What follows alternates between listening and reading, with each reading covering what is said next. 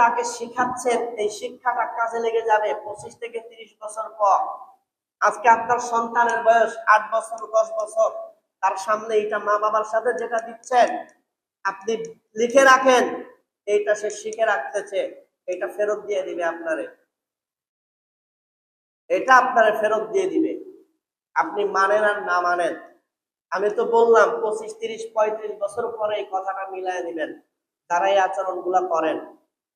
এই জন্য খবরদার, মা বাবার সাথে কোনো খারাপ আচরণ নয়, সন্তানের সামনে তো আরো নয়, কারণ সে শিখে রাখতেছে।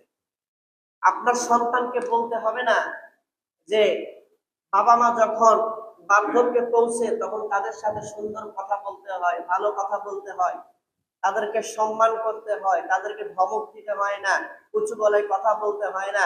এটা আপনার সন্তানকে শেখাইতে হবে না। এই আচরণটা আজকে আপনার মা বাবার সাথে আপনি করে যান, আপনার সন্তান আপনার সাথে এই আচরণটাই করবে। কারণ সে শিখেছে যে মা বাবার সাথে জোর গলায় কথা বলতে হয় না। সে 30 বছর আগে শিখেছে মা বাবাকে গালি দিতে হয় না। 30 বছর আগে শিখেছে মা বাবার সামনে উঁচু গলায় কথা বলতে হয় না। এগুলো সে শিখে রাখবে। আপনাকে বড় হইলে ওয়াজ করে বোঝাইতে হবে না যে বাবা তোমার উপরে আমার হক আছে, এটা বোঝাইতে হবে না। সন্তানকে যেটা শিখায়া যাবেন সন্তান ঠিক সেইটাই শিখে রাখবে। এর বিপরীতে দেখেন তো আরো সুন্দর ভাবে করা যায় না? ঈদের সময় সবাই তো কম বেশি চেষ্টা করে সবার জন্য ভালো পোশাক আশাক কেনার, তাই না? সবাই চেষ্টা করে প্রত্যেক আত্মীয় স্বজনের জন্য প্রত্যেকের সামর্থ্য অনুযায়ী তাদের পোশাক গুলো কিনে। আচ্ছা, আপনার সন্তানকে আপনি সাথে নিয়ে যান, বাজারে নিয়ে যান, মার্কেটে নিয়ে যান, মার্কেটে নিয়ে গিয়ে আপনি সর্বপ্রথম বাচ্চার দাদা দাদির জন্য কাপড়টা আগে কিনেন। কথা বুঝতেছেন? নিজের মা বাবা আর ওই সন্তানের দাদা দাদির তাদের জন্য পোশাকটা আগে কিনেন, সন্তানকে সাথে করে নিয়ে যান। তাহলে সন্তান এটাই শিখবে যে ঈদের সময়ে আগে মা বাবারটা কিনতে হয়, আগে মা বাবারটা কিনতে হয়, আগে দাদা দাদির জন্য কিনতে হয়। এই সন্তানকে শিক্ষা দিবেন। এখন 30 বছর পরে ফল পাবেন, 35 বছর পরে ফল পাবেন, এখন সেইটা শিক্ষা দিবেন। কারণ সে তো শিখেছে যে বাজারে গেলে ঈদের সময় আনন্দের সময় সর্বপ্রথম মা বাবার জন্য কাপড় কিনতে হয়। এই শিক্ষাটা তো আমরা সন্তানদেরকে দিতে পারি নাই, এই শিক্ষাটা আমরা সন্তানদেরকে দিতে পারি না। এই জন্য 20 বছর আগে নিজের মা বাবার সাথে যে আচরণ করা হয় এই একই আচরণ 20-25 বছর পরে সন্তান ফিরায় দেয়, কারণ সে আগেই শিখে রাখছে। এই জন্য এগুলো খবরদার করবেন না। নিজের সন্তানের কাছে ভবিষ্যতে আপনি যে আচরণটা পেতে চান আজকে আপনার মা বাবার সাথে সেই আচরণটা করে যাবেন। আপনার এই আচরণ দেখে আপনার সন্তান শিখে রাখবে। তাহলে যখন আপনার কাজ দেখে আপনার কর্ম দেখে সন্তান যেটা শিখে রাখবে 25 বছর পরে 30 বছর পরে এইটাই আপনার দিকে ফিরে আসবে। এই জন্য সাবধান হয়ে যাইতে হবে, সাবধান হয়ে যাইতে হবে, সাবধান হয়ে যাইতে হবে। না হলে 25-30 বছরের পরের পৃথিবী আপনার না। 25-30 বছর পরে আপনার শরীরে শক্তি থাকবে না, 25-30 বছর পরে আপনার উপার্জন করার ক্ষমতা থাকবে না, শক্তি থাকবে না। আজকে আপনার বৃদ্ধ মা বাবা যেমন আপনার উপরে নির্ভরশীল, 25 থেকে 30 বছর পরে আপনিও আপনার সন্তানের উপর নির্ভরশীল। এটা মাথায় রেখে নিয়েন। যদি মনে রাখতে পারেন, সন্তানকে যদি তেমন ভাবে গড়ে তুলতে পারেন, আপনার জন্য অনেক ভালো কিছু অপেক্ষা করতেছে ইনশাআল্লাহ। সবাই বলেন ইনশাআল্লাহ। তাহলে সন্তানগুলোকে এমন ভাবে গড়ে তুলতে হবে, মা বাবার সাথে এমন আচরণ করতে হবে যে আচরণটা নিজের সন্তানের কাছ থেকে কামনা করি। আমি আবার বলতেছি, নিজের সন্তানের কাছ থেকে যেমন আচরণ কামনা করি বার্ধক্যের সময়ে, এখন মা বাবার সাথে সেই আচরণটা করে যেতে হবে। সন্তানকে শিখায়া যাইতে হবে যে এই আচরণ করতে হয়, তা না হলে বিপদ আছে। এবার অনেকের প্রশ্ন আসবে যে হুজুর, যে পরিমাণ আয় রোজগার করি, যে পরিমাণ কামাই রোজগার করি, এটা দিয়ে তো স্ত্রী পুত্র সন্তানদেরকে দিতেই ফুরায়া যায়, মা বাবার তো খেয়াল রাখতেই পারি না। মা বাবার তো খেয়াল রাখতেই পারি না হুজুর, স্ত্রী পুত্র সন্তানকে দিতেই সব ফুরিয়ে যায় যেটুকু আমি কামাই করি।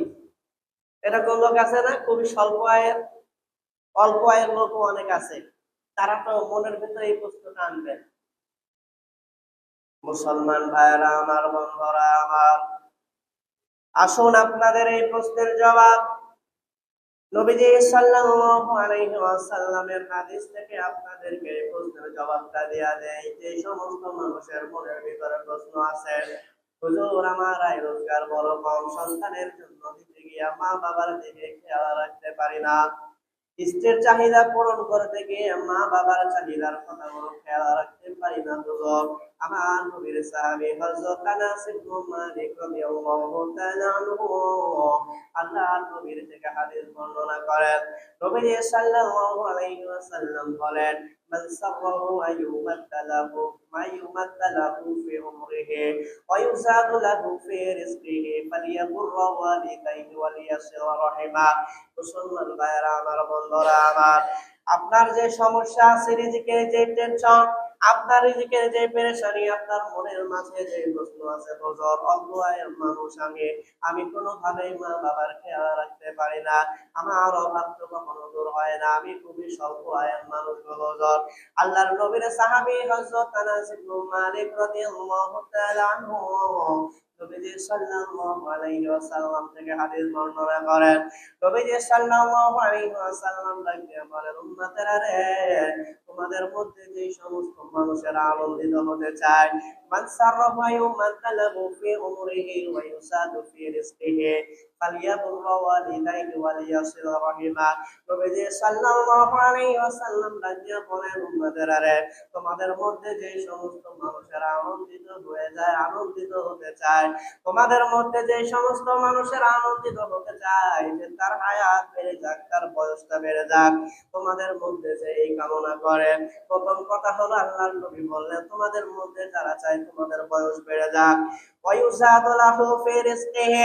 এবং তোমাদের মধ্যে যারা চাও তোমাদের রিজিকের মধ্যে বেড়ে যাক, তোমাদের আয় রোজগার বেড়ে যাক, তোমাদের রিজিক বেড়ে যাক, আল্লাহর নবী বলছেন ফালিয়াকুররা ওয়ালিদাইহি, ওই সমস্ত বান্দারা যেন তার মা বাবার সাথে ভালো আচরণ করে। সুবহানাল্লাহ। নবীজি সাল্লাল্লাহু আলাইহি ওয়াসাল্লাম বলেন, যারা চায়, যারা আনন্দিত হতে চায়, তার বয়সটা বেড়ে যাবে, তার বয়স লম্বা হবে, তার হায়াত লম্বা হবে। 2 নাম্বার, রিজিক বেড়ে যাবে, রিজিক বাড়ায়া দেওয়া হবে। আল্লাহর নবী বললেন ফালিয়াকুররা ওয়ালিদাইহি, সে যেন মা বাবার সাথে সদাচার করে, ওয়ালিয়াসির রাহিমা, এবং আত্মীয়তার সম্পর্ক বজায় রাখে। সুবহানাল্লাহ।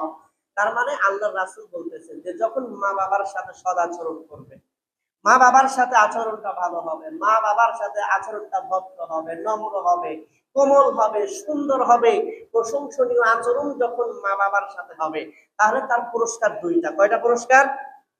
জোরে বলেন, কয়টা পুরস্কার? 2টা। 1 নাম্বার, ইউবাদদালাহু ফি উমরিহি, তার হায়াতকে আল্লাহ লম্বা করে দিবেন, প্রসারিত করে দিবেন। সুবহানাল্লাহ। 2 নাম্বার, ওয়া ইউযাদু লাহু ফি রিজকিহি, আল্লাহ তাআলা তার রিজিক বাড়ায়া দিবেন। সুবহানাল্লাহ। তাহলে যেই রিজিক বাড়ার কারণটাকে আপনি উপেক্ষা করে চলতেছেন, তাহলে আপনার রিজিক বাড়বে কিভাবে? আপনি স্বল্প আয়ের মানুষ, আপনার আয় রোজগার কম, আপনি চিন্তা করতেছেন আগে বিবির চাহিদা পূরণ করি, আগে সন্তানের চাহিদা পূরণ করি, সন্তানের প্রয়োজনগুলো আগে দেই, বিবির চাহিদাগুলো আগে দেই, বিবি যা চাই সেইটা আগে দেই, অথচ মা বাবার খেয়াল আপনি রাখতেছেন না। আল্লাহর রাসূল বললেন যে ওই মা বাবার খেয়াল যখন তুমি রাখবা, তোমার রিজিক আল্লাহ বাড়াই দিবেন। সুবহানাল্লাহ। তাহলে রিজিক বাড়ার যে মানুষ, তাদের সাথে আচরণটা আপনার সুন্দর নয়, আপনার রিজিকে বরকত আসবে কিভাবে? আপনার আয় রোজগার বাড়বে কিভাবে? যাদের সাথে আচরণটা আপনার ভালো রাখা দরকার, তাদেরকে আপনি খেয়ালই রাখেন না, তাদের ব্যাপারে আপনি ড্যাম কেয়ার, আপনার রিজিক বাড়বে কিভাবে? তাহলে রিজিক যদি আপনি বাড়াইতে চান, আপনার আয় রোজগার বাড়াইতে চান, আপনি সচ্ছল হতে চান, আপনি মা বাবাকে সবার আগে প্রাধান্য দেন।